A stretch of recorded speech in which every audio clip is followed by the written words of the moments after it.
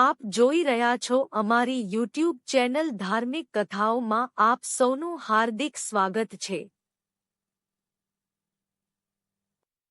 ભાદ્રવા સુદ ચોથના દિવસે આ વ્રત કરનારે ગણપતિની સ્થાપના કરી પૂજન કરવું, ગણપતિની કથા વાર્તા સાંભળવી, રાત્રે ભજન કીર્તન કરી ચંદ્ર દર્શન કરવો, ગણેશને લાડુ તથા માલપુવાનું નૈવેદ્ય ધરાવ્યા પછી મૌન રહીને જમવું। ચોથના દિવસે સાંજે ગણપતિની 4 દિવસ અગાઉથી સ્થાપિત કરેલી મૂર્તિને જળમાં પધરાવે, ગળી કોઈ વસ્તુ ખાવી નહીં, ઘડો ભરીને અન્નદાન કરવો। એક દિવસ ભગવાન ગણેશ આવી રહ્યા હતા એટલામાં ચંદ્રની દ્રષ્ટિ ગણેશ પર પડી। તેમની મોટી ફાન, લાંબી સૂંઢ અને ગોળ મટોળ દેહ જોઈ ચંદ્રને ઠેકડી કરવાનું મન થયું। ચંદ્ર કહ્યું, કેમ કરે છે આજે કંઈ? બ્રહ્મદેવે ભૂખ્યા કાઢ્યા કે શું? જુઓને, તમારું પેટ તો દેખાતું જ નથી। છતાં ગણેશજી કંઈ બોલ્યા નહીં, એ તો ધીમે પગલે ચાલતા જ રહ્યા। એટલે કૈલાશ ઉપર ક્યારે પહોંચી રહેશો? વાહન જોઈએ તો લેતા જાવ। છતાં પણ ગણેશ પૂંઠ વાળીને જોયું નહીં કે ઉત્તર પણ ના આપ્યો।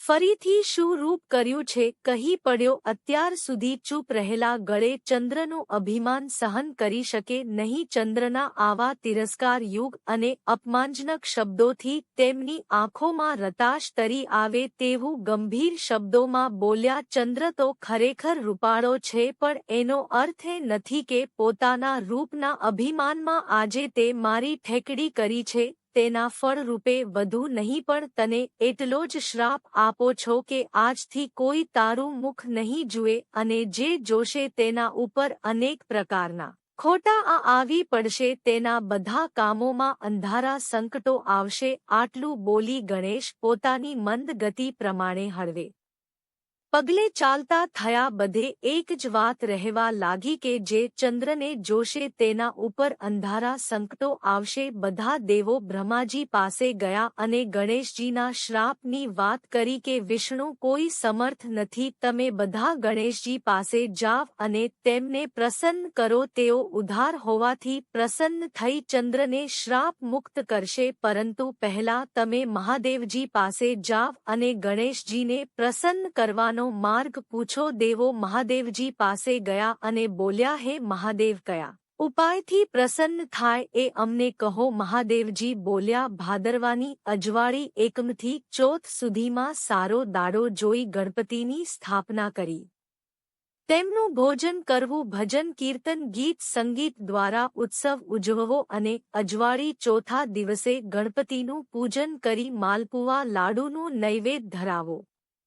સાંજે સ્થાપના કરેલી ગણપતિની મૂર્તિ જળમાં પધરાવી। આમ ભક્તિ ભાવે ગણેશજીનું વ્રત કરવાથી તેઓ અવશ્ય પ્રસન્ન થશે। દેવોએ બૃહસ્પતિને બોલાવી મહાદેવજીએ કહેલી વાત કહી। બૃહસ્પતિ રજા લઈને ચંદ્ર પાસે ગયા અને તેને ગણેશ ચોથનું વ્રત કરવા સમજાવ્યું। ચંદ્ર એ ગણેશ ચોથનું વ્રત આરંભ્યું અને પોતાની ભૂલ માટે અંતઃકરણપૂર્વક ગણેશજીની ક્ષમાયાચના કરી, પોતાની શ્રાપ મુક્ત કરવા વિનંતી કરવા લાગ્યો। ચંદ્રના વ્રતથી ગણેશજી પ્રસન્ન થયાને બોલ્યા, હે ચંદ્ર, હું તારા ઉપર પ્રસન્ન છું। હવેથી જે કોઈ બીજનું દર્શન કરશે તેને કોઈ જાતનું સંકટ નહીં આવે, પરંતુ માત્ર ભાદરવાની અજવાળી ચોથના દિવસે કોઈ તારું મોં નહીં જુએ। આ વ્રતનું પાલન કરનાર અનેક સંગઠનમાંથી છૂટશે। તારા જેવા સમજ્યોને આટલી શિક્ષા ઓછી નથી। હવેથી કોઈ દિવસ રૂપનું અભિમાન કરીશ નહીં।